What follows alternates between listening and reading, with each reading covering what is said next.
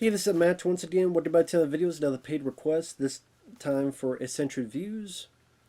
Thank you so much for that. For those interested in requesting any type of videos, feel free to send it either directly to my PayPal or join my Patreon. Both things are down below in the info box. And this is for, I guess you call it a documentary called The Highest of Stakes.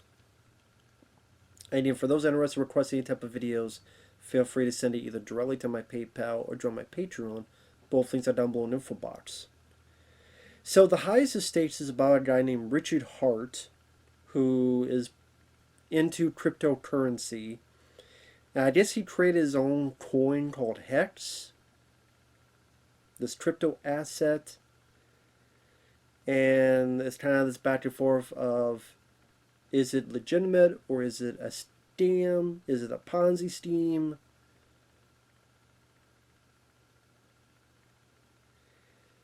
I don't know jack shit about cryptocurrency, and I don't know, even after watching this, I still understand about cryptocurrency. But I will say, this was an interesting watch. And actually, it was someone had uploaded on YouTube, so that's where I watched it. It was interesting to see this Richard Hart character. This guy, he's full of himself, he's prickish, he likes to flex. I got these $3.1 million watches, that I got a big dick. And just, he is charismatic, I will say. He does have something to him that you can see why people flock towards him and believe in him. But he does have this cult leader vibe to him.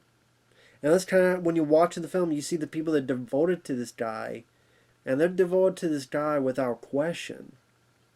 And at times, it does seem like an infomercial for the guy, but at the same time, it's not, because it's almost as if the directors are kind of, will make it seem like this infomercial, so Richard Hart will talk with us. But they do have the other side where there are people that don't really buy into this. I kind of wish there was a bit more of that, of people who are hostile. Because when money's involved, you don't want to be some pissed off people involved as well.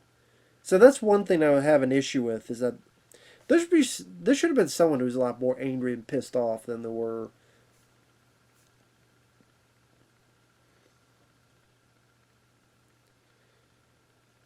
But it goes through how money's never been worth less than it is today, where he's right about that. With inflation and all that, he's not wrong. And we talk with people like RG3, this guy who does these videos in a pirate outfit, and he's talking about how he got rich, and he gets his buddy Mighty to invest. And that's where I'm kind of confused with the doc, where how legitimate it is that this guy invested $100,000 of his money into this Hex coin cryptocurrency for a long-term investment. But he didn't tell his wife, and in fact, he first tells his wife on camera. And then she has this kind of, like, she's not for it, but kind of like, okay. I'm like, that's the reaction? If I was with someone and they put in $1,000 without asking me, when it's our money, I would be pissed. I'd be like, what the fuck you doing? Like, you didn't talk to me? Get that shit out as soon as possible. What the fuck? That's not the case. So then it makes me question either who this woman is, or... That's right, it's just a weird reaction. And then later on, where you realize that they've lost, spoiler, that $100,000. I'm sitting there going, okay, here's this thing called divorce. She's never angry, pissed off. Like, she's angry, but she's like nice angry. Where she does mention, well, I think this guy's a scam, and, you know, if anybody could be a scammer, why wouldn't he be one? So you get the idea that she's not in love with this idea, that she's not liking this Richard Hart character, this guy, and all this. But I'm sitting there going, then do something, lady.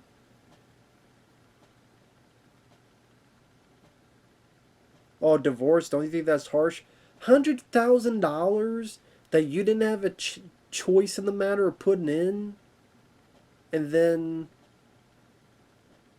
it's gone, and this guy still, well, no, it's not gone, and this guy RG3, he's my buddy, and he says, hey, it's there. We said it takes 6 months, but it'll take about 2-3 years. And even then, like, it goes in the question, that's one thing I do like about the documentary, it goes in the question of, well, what is the worth of this thing? Like, what is it? Like, you have this lady who's a fraud investigator. And then this guy was probably the best guy in the movie. This guy who teaches classes on cryptocurrency, but he's very much doubting Richard Hart's character. I don't know shit about crypto. It's money you can create.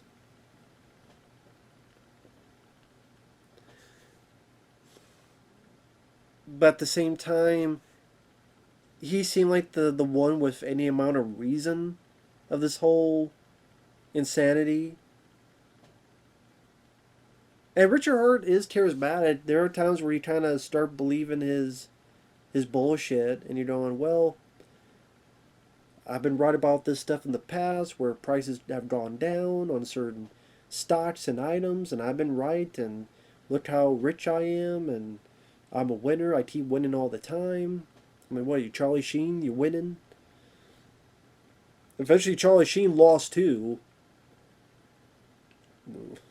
Well, in a variety of ways.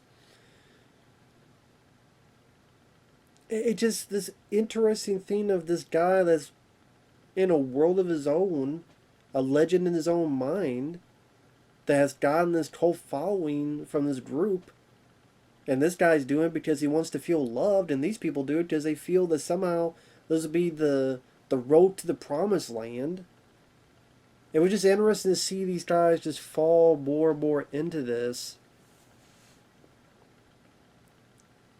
And that's why I wish there's a few who felt like there's got to be at least one or two that fell for this and then regret it and they're pissed off and angry. There's got to be at least one or two or three of them.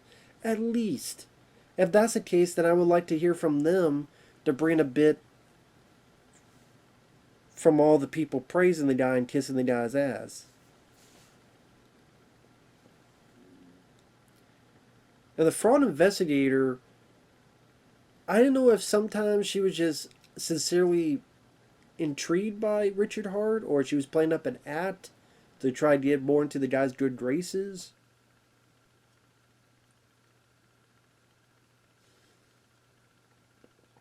But she had a few things that she said that I definitely agreed with. Like they went to this conference and, well, desperation has a look to it.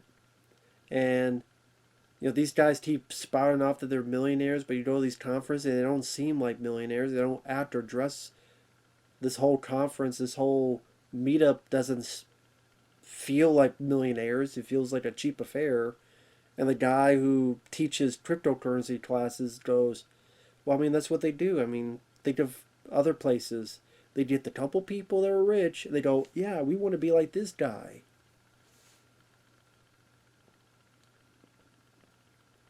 And they bring up a few people, like this one guy who's into Bitcoin, and the market was crashing. He mentioned how he was paying more for electricity than he was making with these coins. And things were in dire straits. They went with this guy.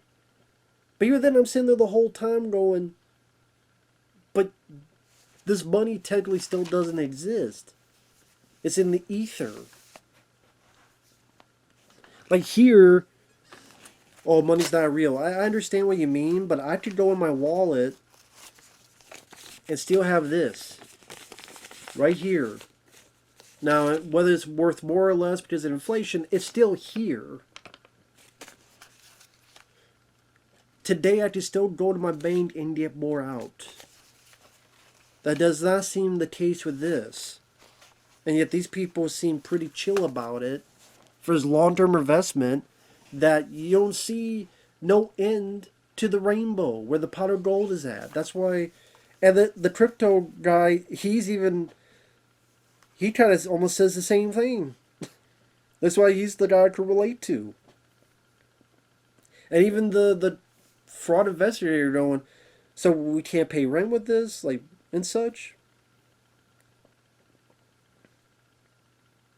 And Richard Hart and his cronies keep talking about delayed gratification. We do it for this long, or there's penalties.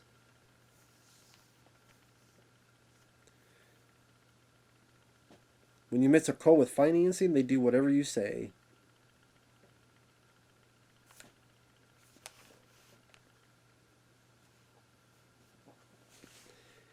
And I do like what one of the people say.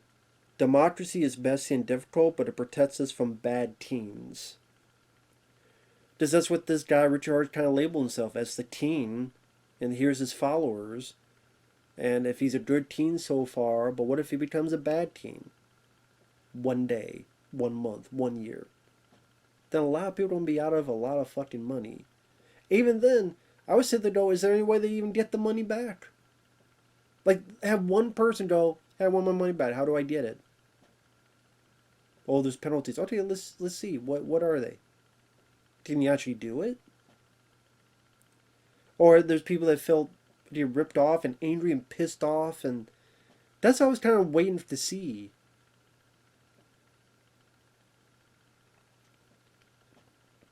I mean, the one wife of RG3, the pirate guy, you get that says that she's embarrassed by her husband, who keeps saying he's a millionaire, but where are those millions?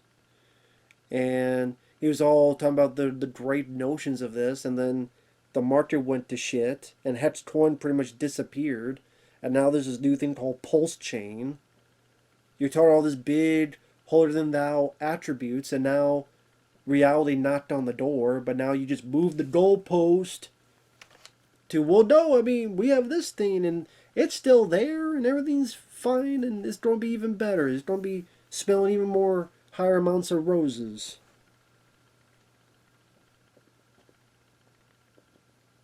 And it goes back to that guy who teaches the crypto class. I'm sorry, I forget his name. He said about how this guy, Richard Hart, he created a character. And it's all about parties, and parties have their ebb and flow, but sooner or later the music stops. And you have the one girl who's Mikey's wife. Like, she's sitting there all smiles, but also like knows, like, hey, she thinks this is a scam, and she doesn't trust this guy, and all the warnings. But that's why you need to be much more angry, upfront, pissed off, not a doormat. Divorce. Trust me, people would have gotten divorced for a lot lesser things. Let me tell you that. Let alone losing $100,000. But that's what I mean. Like, her reaction, she's not happy about it. But it's like, I don't know. I'm not saying there's going to be a big old Jerry Springer, fist fight on camera, but for a documentary to capture the reality of the situation, you think there'd be a bit more of that grit of anger. And you tell me when Hex Coin went away, there was no one like, what the fuck, this guy's a fucking asshole, he's a fucking lying, cheating son of a bitch. There's nobody of that group that faltered? Nobody? Okay. And sometimes it would get into these big technical terms on cryptocurrency, and it was like me studying Chinese algebra. It was a lot Greek to me. So other times I was a bit confused as to what the fuck they were saying. I'm like, I'll just go along with you, man. I will say it was not boring. Because I think the way it was directed in a way where it was edited in a good pace. So things really kept moving. And it didn't feel stagnant. And didn't feel boring, not in the slightest. So I do appreciate that.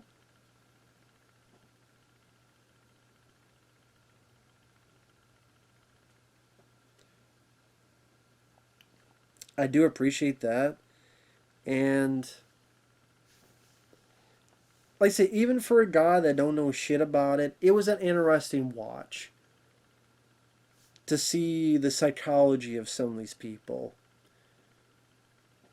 You know, people wonder how do these people fall into stuff that me and you would go, well, this seems like a fraud, this seems like bullshit, but think of all the cults in the past. There are people that drink the Kool-Aid.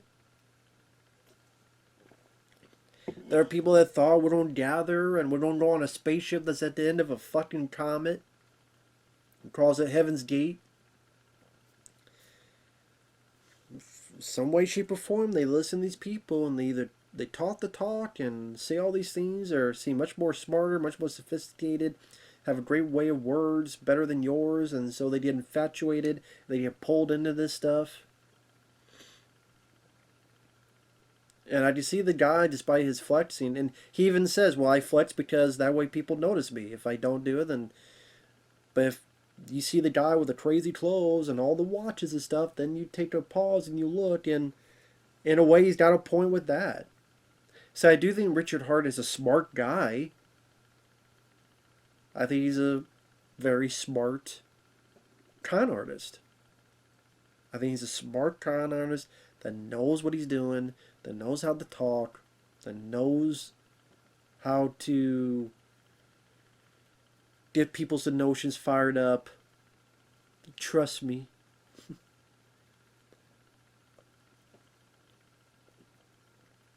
But do I believe that he really truly cares about these people?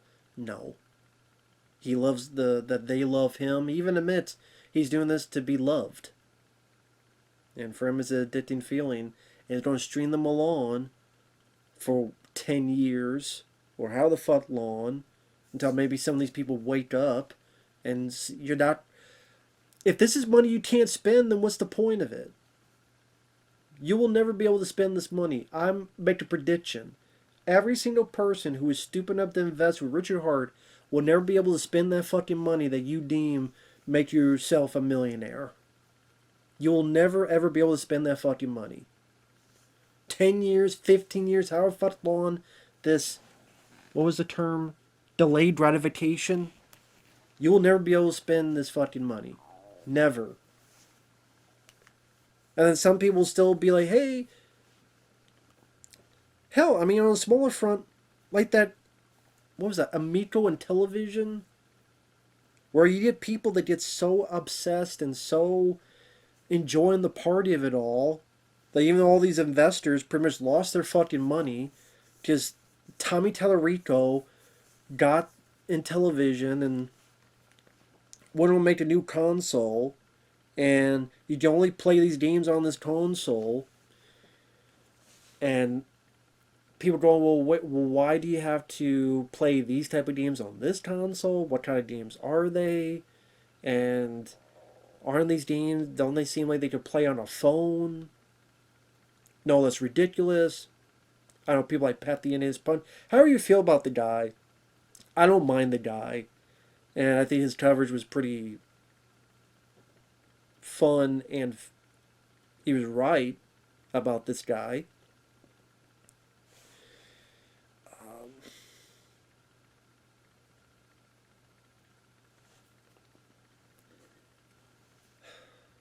That's a whole other thing.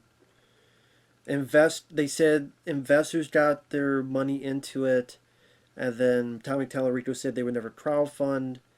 Time goes by, then they did start a crowdfunding. They even said, hey, buy these games. They're not physical games, even though previously they said were physical games, but they're not physical games. And pretty much when you get these games, you swipe a thing and it'll go to the online thing, which is not even a thing at all, because this console never came out. So there were people that own like 5 games. You had to buy them like 5 at a time and pay $80 to $100. And that was another part of crowdfunding. That's a whole other thing. At the end of the day, long story short, a lot of people got ripped off because they were supposed to save your money, but they didn't. They spent all the money, so they don't have the money to pay these people back because they didn't refund. So a lot of people haven't gotten their refunds. And there's still people defending this shit when now they say, well, actually, we don't take these games. They don't be on a phone. The same thing that you said you need a whole console to play it. Can't they just be on a phone? No. Now, apparently, they are going to be on a phone. All that wasted money and rip off, it just... And Tommy Tallarico, to me, doesn't seem nearly as smart as Richard Hart, but there are people that fall into this stuff and they get into this bubble and they just can't get out of it, and sooner or later that bubble's going to burst. And I think there are people that don't want to admit they're wrong because then they feel like an idiot and they feel like they got duped and they feel embarrassed by it.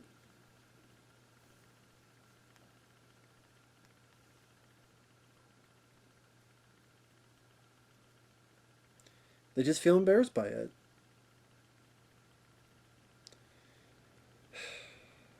But again, back to the documentary itself. It is an interesting watch. Some bits of it I did not understand. But I said the whole Bitcoin cryptocurrency is over my head because I can't physically see its...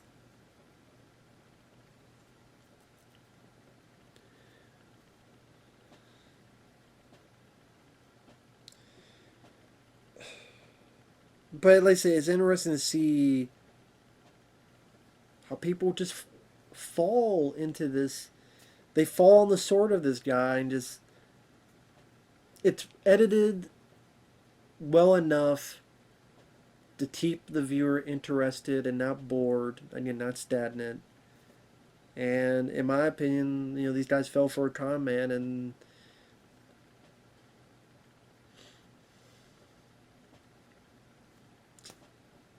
they're going to be in for a rude awakening sooner or later.